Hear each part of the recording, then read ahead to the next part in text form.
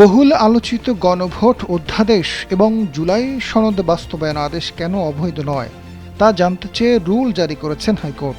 মঙ্গলবার বিচারপতি রাজিক আল জলিল ও বিচারপতি মোহাম্মদ আনোয়ারুল ইসলাম শাহিনের হাইকোর্ট বেঞ্চ এ আদেশ জারি করেন।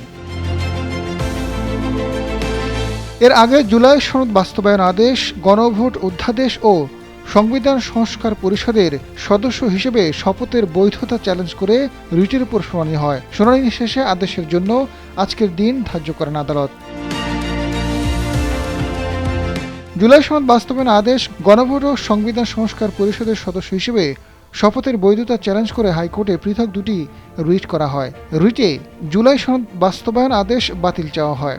এছাড়া সংবিধান সংস্কার পরিষদের সদস্য হিসেবে শপথ অবৈধ ঘোষণার নির্দেশনাও চাওয়া হয়। সুপ্রিম কোর্টের আইনজীবী চৌধুরী রেদওয়ান ই খোদা রনি ও অ্যাডভোকেট গাজী মোহাম্মদ মাহবুব আলম রিট দুটি দায়ের করেন।